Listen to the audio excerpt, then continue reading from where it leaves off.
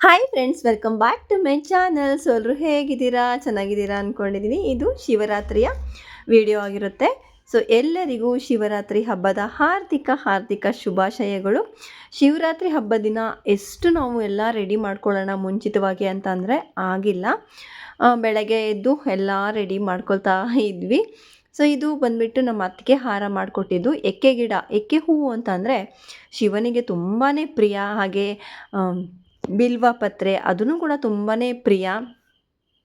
So ಎಕ್ಕೆ ಹೂವು ಎಲ್ಲ ತಂದು ನಮ್ಮ ಅತ್ತಿಗೆನೇ ಹಾರ ಮಾಡಿ ಕೊಟ್ಟಿದ್ದಾರೆ. ಸೊ ಲಾಸ್ಟ್ ಇಯರು ಕೂಡ ಅವರೇ ಹಾರ ಮಾಡಿಕೊಟ್ಟಿದ್ರು. ನನಗೂ ಟೈಮ್ ಆಗಲ್ಲ, ಸೊ ಅವರೇ ಮಾಡಿಕೊಡ್ತೀನಿ ಅಂತ ಹೇಳಿದ್ರು. ಸರಿ ಆಯಿತು ಮಾಡಿಕೊಡಿ ಅಂತ ಹೇಳಿದೆ.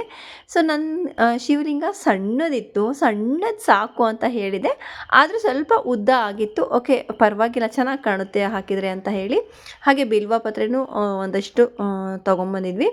ಸೊ ನೋಡಿ, ನಮ್ಮ ಶಿವಪ್ಪ ಮುದ್ದಾಗಿ ಇಷ್ಟಿದ್ದಾನೆ. ಹಾರ ಮಾತ್ರ ತುಂಬ ಉದ್ದವಾಗಿದೆ. ಸೊ ನನ್ನ ಮಗಳು ಪೂಜೆ ಮಾಡ್ತಾ ಇದ್ದಾಳೆ. ಸೊ ಎಲ್ಲ ಅವಳಿಗೆ ರೆಡಿ ಮಾಡಿಕೊಟ್ಟೆ.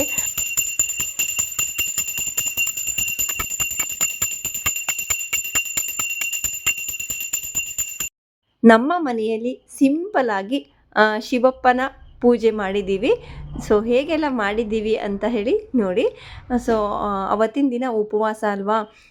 ಸೊ ಹಣ್ಣು ಹಂಪಲು ಇವೇ ನೈವೇದ್ಯಕ್ಕೆ ಇಡಬೇಕು. ಸೊ ಹಾಗಾಗಿ ಎಲ್ಲ ಥರದ ಹಣ್ಣುಗಳನ್ನು ಇಟ್ಟಿದ್ದೀವಿ. ಸೊ ನೋಡಿ ಎಷ್ಟು ಚೆನ್ನಾಗಿ ಲಿಂಗನ ಪೂಜೆ ಮಾಡಿದ್ದಾಳೆ ನನ್ನ ಮಗಳು. ಸಖತ್ ಖುಷಿ ಆಯಿತು ನನಗೆ ನನ್ನ ಮಗಳು ಪೂಜೆ ಮಾಡಿದ್ದು. ಹಾಯ್ ಫ್ರೆಂಡ್ಸ್, ಎಲ್ಲ welcome back to my channel. So ಎಲ್ಲರೂ ಹೇಗಿದ್ದೀರಾ? ಚೆನ್ನಾಗಿದ್ದೀರಾ ಅಂದ್ಕೊಂಡಿದ್ದೀನಿ. ನಾನು ಕೂಡ ತುಂಬಾ ಚೆನ್ನಾಗಿದ್ದೀನಿ. ಇಲ್ಲೇ ಇರ್ರಿ. ಸೊ ಇವತ್ತು ಮಹಾಶಿವರಾತ್ರಿ. ಎಲ್ಲರಿಗೂ ಮಹಾಶಿವರಾತ್ರಿಯ ಹಾರ್ದಿಕ ಶುಭಾಶಯಗಳು. ಎಲ್ರಿಗೂ ಒಳ್ಳೆಯದಾಗಲಿ. ಶಿವಪ್ಪನ ಆಶೀರ್ವಾದ ಎಲ್ಲರ ಮೇಲೂ ಇರಲಿ. ಸೊ ಹಾಗೆ ನಾವು ಇವತ್ತು ಸ್ವಲ್ಪ ಲೇಟಾಗಿ ಪೂಜೆ ಮಾಡಬೇಕಂದ್ರೆ ನಿನ್ನೆ ನಾವು ಏನೂ ರೆಡಿ ಮಾಡ್ಕೊಂಡಿರಲಿಲ್ಲ. ಸೊ ನಾವು ನೈಟ್ ಬಂದಿರೋದೇ 11 ಗಂಟೆ. ಸೊ ಹಾಗಾಗಿ ಇವತ್ತು ನನ್ನ ಮಗಳು ಕೂಡ ಊರಿಂದ ಬಂದಿದ್ದಾಳೆ. ಅವಳೆಲ್ಲ ಪೂಜೆದು ರೆಡಿ ಮಾಡಿಕೊಟ್ಲು. ಸೊ ನಮಗೆಲ್ಲೋ ಈಸಿ ಆಗ್ಬಿಡ್ತು. ನಾನು ಅವಳಿಗೆಲ್ಲ ದೇವ್ರ ಸಾಮಾನ ಎಲ್ಲ ತಿಕ್ಕಿ ಕೊಟ್ಟೆ. ಅವಳು ಪೂಜೆ ಮಾಡಿಕೊಡ್ಲು. ನಾವು ಇವತ್ತು ಉಪವಾಸ. ಸೊ ಇವತ್ತು ನಾವು ರೈಸ್ ಮಾಡಬಾರ್ದು ಅಂತ ಇದ್ದೀನಿ. ನಮ್ಮ ಮನೆಯವರು ನನ್ನ ಮಗ ಉಪವಾಸ ಇರಲ್ಲ. ಹಾಗೆ ಇನ್ನೊಂದು ವಿಶೇಷ ಏನಂತ ಅಂದರೆ ಬನ್ನಿಲ್ಲಿ. ಸೊ ಇವತ್ತು ಶಿವರಾತ್ರಿ ದಿನ ಇನ್ನೊಂದು ವಿಶೇಷ ಏನಪ್ಪಾ ಅಂತಂದರೆ ನಮ್ಮ ವೆಡ್ಡಿಂಗ್ ಆ್ಯನಿವರ್ಸರಿ. ಸೊ ಕಾಣ್ತಾ ಇಲ್ಲ ಇವರು. ಸೊ ನಮ್ಮ ಮದುವೆ ಆಗಿರೋ ವಾರ್ಷಿಕೋತ್ಸವ. ಸೊ ಅದು ಕೂಡ ಶಿವರಾತ್ರಿ ಹಬ್ಬದ ದಿನ ಬಂದಿದೆ ಅಂತ ಹೇಳಿ ತುಂಬಾ ಖುಷಿ ಆಗ್ತಾ ಇದೆ. ಸೊ ಇವತ್ತು ಯಾವ ಪಾರ್ಟಿನೂ ಇಲ್ಲ, ಏನೂ ಇಲ್ಲ, ಕೇಕ್ ಕಟ್ಟಿಲ್ಲ, ಎಂಥದ್ದು ಇಲ್ಲ. ಇವತ್ತು ಉಪವಾಸ. ಏನ್ರಿ, ದೇವರ ದರ್ಶನ ಮಾತ್ರ. ಸೊ ಇವತ್ತು ಯಾಕೋ ನೀವು ಕಾಣ್ತಾ ಇಲ್ಲ, ಬರ್ರಿ ಇಲ್ಲಿ. ಸೊ ಇವತ್ತು ಯಾವುದೂ ಇಲ್ಲ. ಇವತ್ತು ಫುಲ್ ದೇವ್ರ ಬರ್ರಿ ಇಲ್ಲಿ. ಸೊ ಇವತ್ತು ಎಲ್ಲ ದೇವಸ್ಥಾನಗಳಿಗೆ ಹೋಗೋದು. ಇನ್ನು ಉಪವಾಸ. ಇವತ್ತೆಂತ ಹಣ್ಣು ಹಂಪಲು ಹಾಲು ಕಾಫಿ ಟೀ ಬಿಟ್ರೆ ಏನೂ ತಿನ್ನೋದಿಲ್ಲ. ಹಾಗೆ ಇನ್ನೊಂದೇನಪ್ಪಾ ಅಂತ ಅಂದ್ರೆ ಒಂದ್ ನಿಮಿಷ ಬಂದೆ. ಇನ್ನೊಂದೇನಪ್ಪಾ ಅಂತಂದ್ರೆ ನಮ್ಮ ಅಣ್ಣ ಮತ್ತೆ ಅತ್ತಿಗೆಯವ್ರದ್ದು ಅವ್ರದ್ದು ಆನಿವರ್ಸರಿ. ಸೊ ಒಟ್ಟಿಗೆ ಮದುವೆ ಆಗಿರೋದು. ಸೊ ಹ್ಯಾಪಿ ಆನಿವರ್ಸರಿ ಕಿರಣಣ್ಣ ಅಂಡ್ ಚಂದನವೇಣಿ. ಅವರಿಗೂ ಕೂಡ ವಿಶ್ ಮಾಡ್ತಾ ಇದ್ದೀನಿ.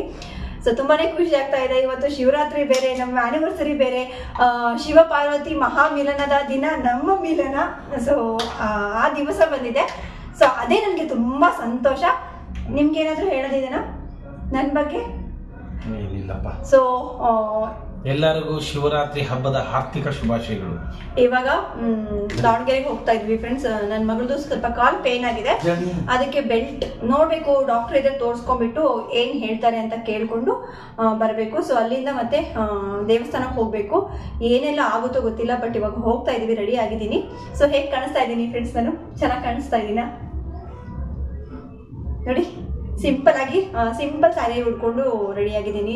ತುಂಬ ಬಿಸಿಲು ಕೂಡ. ನೆಕ್ಸ್ಟ್ ನಮಗೆ ಇದೆ ಶಿವ ಅಂತ ಹೇಳಿ ಬಿಸಿಲು ಇವಾಗಲೇ ನನಗೆ ಡೈಲಿ ಇವ್ರ ಜೊತೆಗೆ ಹೋಗ್ತೀನಿ. ಸಿಕ್ಕಾಪಟ್ಟೆ ಬಿಸಿಲು 2 ದಿನದಿಂದ ಸಾಕಾಗ್ತಾ ಇದೆ.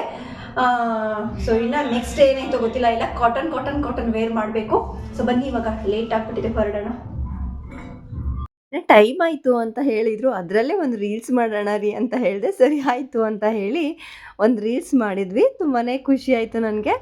ಹಾಗೆ ಹಾಸ್ಪಿಟಲ್ಗೆಲ್ಲ ಹೋಗಿ ಬಂದು ಇನ್ನು ದೇವಸ್ಥಾನದ ಹತ್ರ ಬಂದ್ವಿ. ಸ್ವಲ್ಪ ಲೇಟೇ ಆಯಿತು. ಓಕೆ, ಮಹಾಶಿವರಾತ್ರಿ ದಿನ ದೇವಸ್ಥಾನ ಎಲ್ಲ ಓಪನೇ ಇರುತ್ತೆ. ಪ್ರತಿ ಟೈಮು ಅಭಿಷೇಕ ಎಲ್ಲ ಮಾಡ್ತಾನೆ ಇರ್ತಾರೆ. ಸೊ ಕ್ಲೋಸೇ ಮಾಡೋದಿಲ್ಲ. ಹಾಗಾಗಿ ಯಾವ ಟೈಮಲ್ಲಿ ಬಂದ್ರೂ ಓಕೆ ಅಂತ ಅನ್ನಿಸ್ತು. ಏನೂ ಅಷ್ಟು ಇದು ಆಗಿಲ್ಲ. ಇನ್ನು ದೇವಸ್ಥಾನದಲ್ಲಿ ನಾವು ಲೇಟಾಗಿ ಬಂದ್ರೂ ಜನ ಬರ್ತಾನೇ ಇದ್ದಾರೆ. ಸರಿ ಆಯಿತು ಅಂತ ಹೇಳಿ ಪ್ರತಿ ಶಿವರಾತ್ರಿ ಟೈಮಲ್ಲೂ ಬೆಳಗ್ಗೆ ಒಂದು ಟೈಮ್ ಬರ್ತೀವಿ ದೇವಸ್ಥಾನಕ್ಕೆ. ಸೊ ಮನೇಲಿ ಪೂಜೆ ಮುಗಿಸ್ಕೊಂಡು ಒಂದು ಸತಿ ದೇವಸ್ಥಾನಕ್ಕೆ ಬಂದು ಆಮೇಲೆ ಮತ್ತೆ ಮನೆಗೆ ಹೋಗಿ ಏನಾದರೂ ಹಣ್ಣು ಎಲ್ಲ ತಿನ್ಕೋತೀವಿ. ಸೊ ಮತ್ತೆ ನೈಟ್ ಒಂದು ಸರ್ತಿ ಬರ್ತೀವಿ. ನೈಟ್ ಬಂದಿಲ್ಲ ಅಂದರೆ ಸಮಾಧಾನನೇ ಆಗಲ್ಲ. ಸೊ ಇಲ್ಲಿನೂ ಕೂಡ ಬೆಳಗ್ಗೆ ತುಂಬ ರಶ್ ಇತ್ತಂತೆ. ಇನ್ನು ಮಧ್ಯಾಹ್ನ ಸ್ವಲ್ಪ ಲೇಟ್ ಆಗಿತ್ತಲ್ಲ ನಾವು ಬಂದಿದ್ದು. ಓಕೆ, ಪರವಾಗಿಲ್ಲ, ಅಷ್ಟು ಜನಸಂದಣಿ ಇರಲಿಲ್ಲ.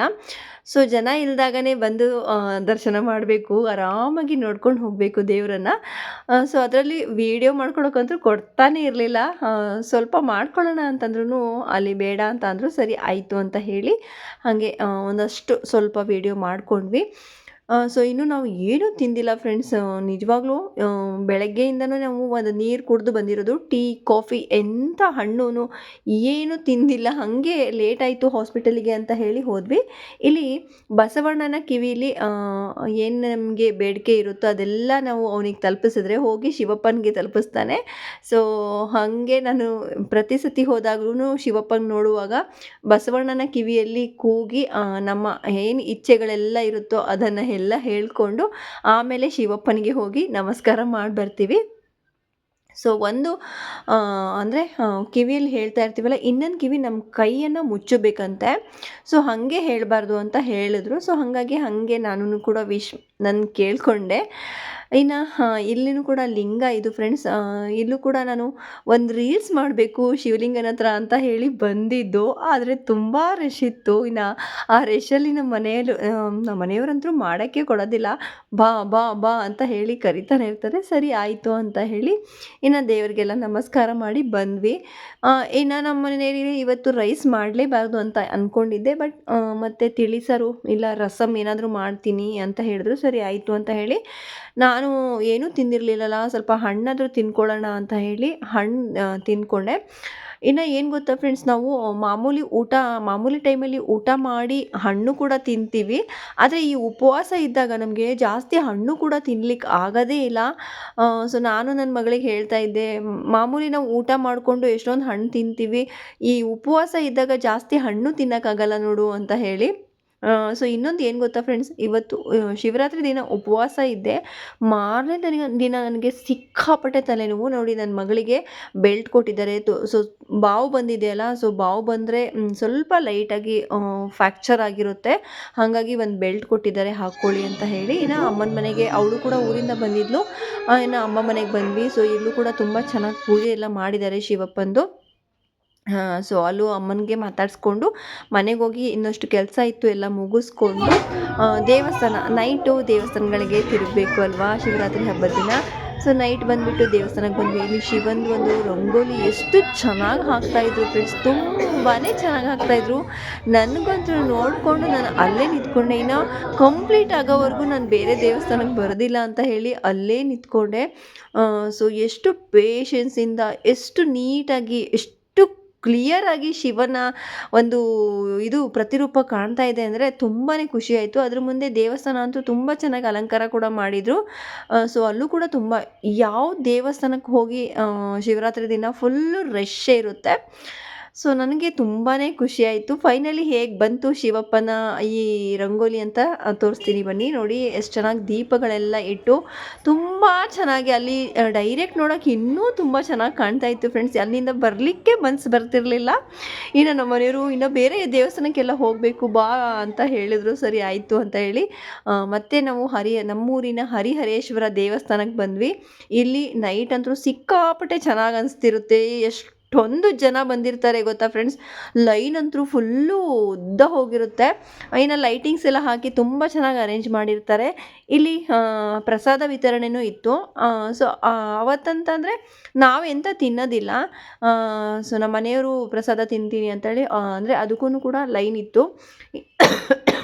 ಇನ್ನು ಸಾರಿ ಫ್ರೆಂಡ್ಸ್, ಸ್ವಲ್ಪ ಕೆಮ್ಮು ಶೀತ ಆಗಿಬಿಟ್ಟಿದೆ. ಪುಳಿಯೋಗರೆ ಅವಲಕ್ಕಿ ತುಂಬ ಚೆನ್ನಾಗಿತ್ತು ಅಂತ, ಸಖತ್ತಾಗಿತ್ತು ಅಂತ ಹೇಳಿದರು. ಹಾಗೆ ಅಲ್ಲಿ ಬಾದಾಮಿ ಹಾಲು ಕೂಡ ಕೊಡ್ತಾಯಿದ್ರು. ನಮ್ಮ ಮನೆಯವರು ನೀವು ಬಾದಾಮಿ ಹಾಲು ಆದರೂ ಕುಡೀರಿ ಅಂತ ಹೇಳಿದ್ರು. ಸರಿ ಆಯಿತು ಅಂತ ಹೇಳಿ ತೊಗೊಂಬಂದ್ವಿ. ಮತ್ತು ಇವ್ರದ್ದು ಕೂಡ ನನಗೇ ಹಾಕಿದ್ರು, ಇನ್ನು ಉಪವಾಸ ಇದೆಯಾ ಕುಡಿದ್ಬಿಡು ಬಾದಾಮಿ ಹಾಲು ಅಂತ ಹೇಳಿ. ಸರಿ ಆಯಿತು ಅಂತ ಹೇಳಿ ಒಂದು ಫುಲ್ಲು ಗ್ಲಾಸ್ ಬಾದಾಮಿ ಹಾಲು ಕುಡಿತಾ ಇದ್ದೆ. ಸಖತ್ತಾಗಿತ್ತು ಫ್ರೆಂಡ್ಸ್, ಚೆನ್ನಾಗಿತ್ತು. ಬಾದಾಮಿ ಹಾಲು ಅಂತೂ ಗಟ್ಟಿಯಾಗಿ ಎಷ್ಟು ಚೆನ್ನಾಗಿತ್ತು ಅಂತಂದರೆ ಕುಡಿತಾನೆ ಇರಬೇಕು ಅನಿಸ್ತು. ಇನ್ನು ಇಲ್ಲಿ ನಾನು ಬಾದಾಮಿ ಹಾಲು ಕುಡಿದು ಮನೆಗೆ ಹೋದ್ಮೇಲೆ ಅಂದರೂ ನನಗೆ ಯಾವ ಹಣ್ಣು ತಿನ್ನಲಿಕ್ಕಾಗಿಲ್ಲ. ಸೊ ಇದಾಗಿತ್ತು ಇವತ್ತಿನ ಈ ವಿಡಿಯೋ. ಇಷ್ಟ ಆಗಿದೆ ಅಂದ್ಕೊಳ್ತೀನಿ ಫ್ರೆಂಡ್ಸ್. ಇಷ್ಟ ಆದರೆ ಲೈಕ್ ಮಾಡಿ, ಶೇರ್ ಮಾಡಿ, ಸಬ್ಸ್ಕ್ರೈಬ್ ಮಾಡೋದನ್ನು ಮರಿಬೇಡಿ. ತಪ್ಪದೆ ಬೆಲ್ಲೈಕನ್ನ ಪ್ರೆಸ್ ಮಾಡಿ. ಮತ್ತೊಂದು ಹೊಸ ವಿಡಿಯೋ ಜೊತೆಗೆ ಸಿಗ್ತೀನಿ. ಅಲ್ಲಿವರೆಗೂ ಬೈ ಬೈ, ಟೇಕ್ ಕೇರ್.